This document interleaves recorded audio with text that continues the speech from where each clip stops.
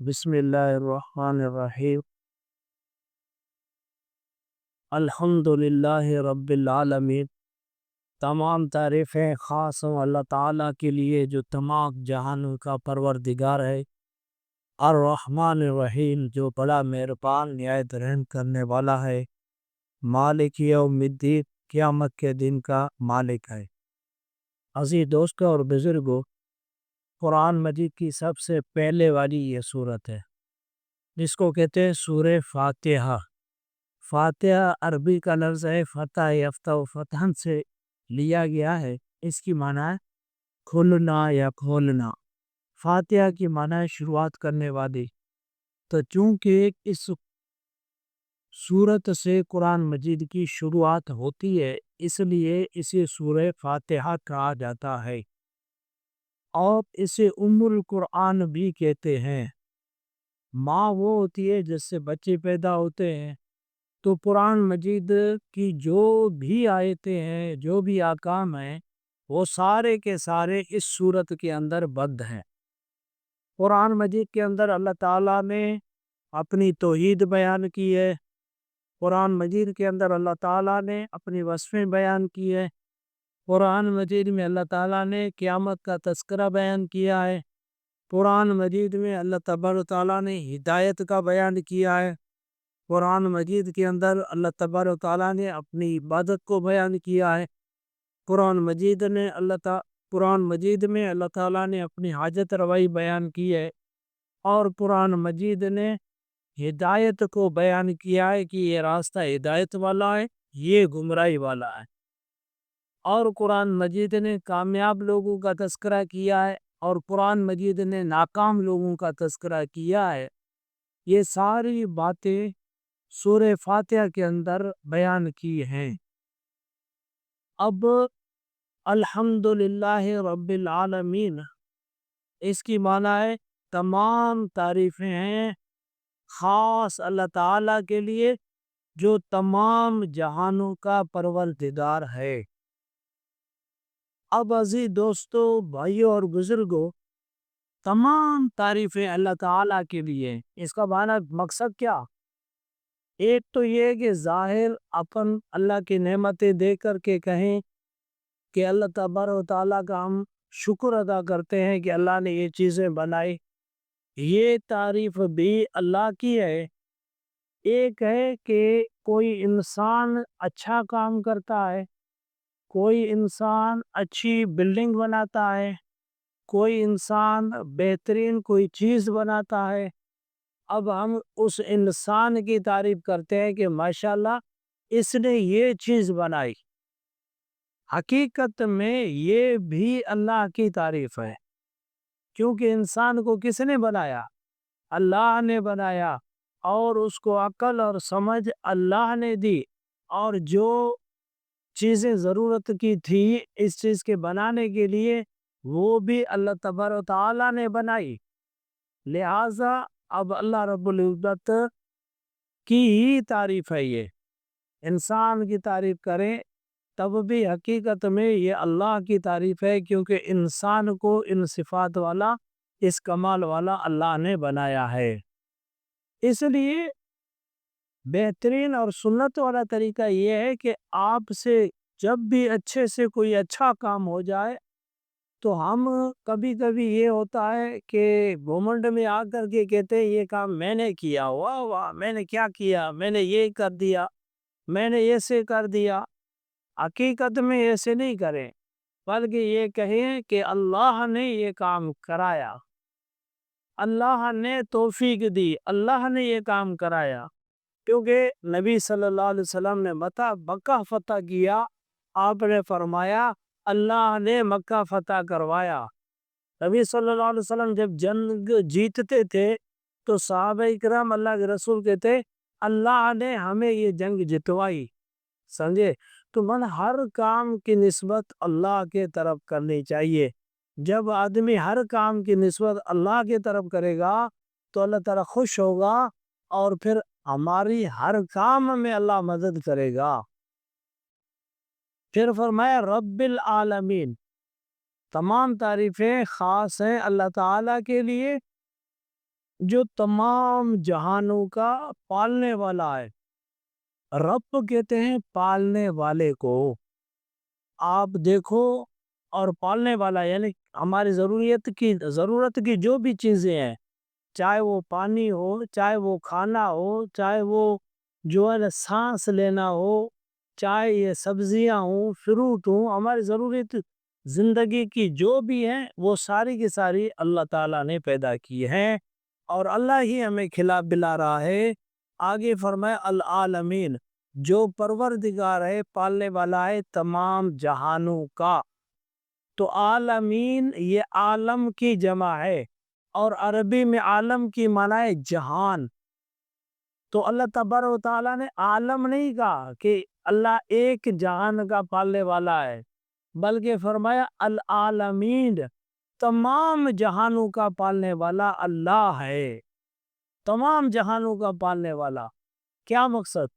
ہم جو انسان ہیں نا، ہمارا جہان جدا ہے، جنات کا جہان جدا ہے، بکریوں کا جہان جدا ہے، گائے کا جہان جدا ہے، بھینسوں کا، اونٹوں کا جہان جدا ہے، ان درختوں اور پودوں کا جہان جدا ہے، پہاڑوں کا جہان جدا ہے، اور یہ کیڑے مکوڑے اور وہ جو ان چیزیں جو جاندار ہیں، وہ جو پرندے ہیں، وہ چھوٹے چھوٹے کیڑے مکوڑے جو زمین کے اندر رہتے ہیں، ان تمام مخلوقوں کے جدا جدا جہان ہیں۔ ان تمام مخلوقوں کے جدا جدا جہان ہیں، اور یہ تو وہ چیزیں ہیں جو ہم دیکھ رہے ہیں، اور اس کے علاوہ فرشتے ہیں، اور بہت ساری اللہ تبارک و تعالیٰ کی مخلوقات ہیں۔ ان تمام کو اللہ تعالیٰ نے پیدا کیا ہے، اور پھر ان کے کھانے پینے لیٹنے سونے کی جو بھی ضروریات ہیں وہ بھی ساری اللہ تعالیٰ نے پیدا کی ہیں۔ اب اللہ تبارک و تعالیٰ ان تمام کو پال رہا ہے، تو تمام جہانوں کا پھر بعض بزرگوں نے لکھا کہ 18,000 مخلوق ہے، تو ہر مخلوق کا جہان جدا، لہذا ٹوٹل جہان 18,000 ہیں۔ 18,000 جہان ہیں، ہر جہان کے اندر مخلوق اربع خربہ ہے، ان تمام کو پالنے والی ذات اللہ کی ہے۔ اللہ تبارک و تعالیٰ نے یہ حکم دیا ہے کہ تم نماز کے اندر یہ سورت پڑھا کرو، اگر جماعت کے اندر ہو تو تمہارا امام پڑھے، باقی سارے سنو۔ من کان لہ الامام فقراءۃ الامام قراءۃ لہ، جس کا امام ہے نا وہ پڑھ رہا ہے سورہ فاتحہ، تو اس کے مقتدی کی بھی گویا کہ فاتحہ ہو گئی۔ اب اللہ رب العزت کہتا ہے تم نماز میں کھڑے ہو جاؤ، ہر رکعت کے شروع میں یہ سورت پڑھو، اور اس میں اللہ تبارک و تعالیٰ کی تعریف ہے۔ پھر فرمایا الرحمن الرحیم، جو بڑا مہربان نہایت رحم کرنے والا ہے، بڑا مہربان نہایت رحم کرنے والا۔ ایک رحمان ایک رحیم۔ رحمان اللہ رب العزت ہے، یعنی رحمت کرنے والا، لیکن دنیا کے اعتبار سے کافر، مشرک، فرمان بردار، نافرمان، سب پر اللہ رب العزت مہربان ہے، سب پر رحمت کرتا ہے، سب کو روزی دیتا ہے، بچے دیتا ہے، ضرورت کی چیزیں دیتا ہے۔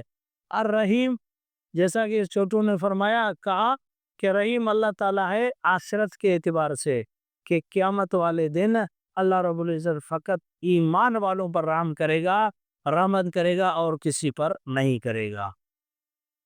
مالک یوم الدین، قیامت والے دن کا مالک ہے، جزا والے دن کا مالک ہے۔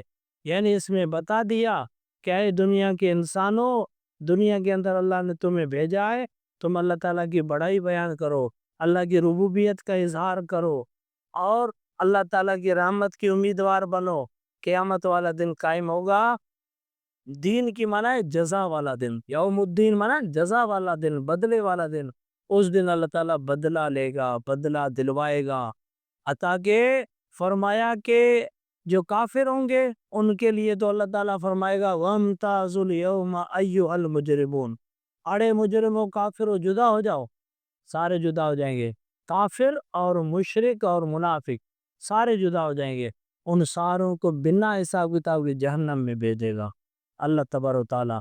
باقی جو مومنین ہوں گے ان کا حساب کتاب ہوگا، فرمایا ایمان والوں کا حساب کتاب ہوگا، اور پھر اللہ رب العزت جس کا جو حساب ہے کسی پر وہ دلوائے گا، ارے بابا اس کا تیرے اوپر حق تھا، یا اللہ ہاں اس کا تو تھا لیکن وہ دنیا میں چیزیں ختم ہو گئی، اب میں کیسے دوں؟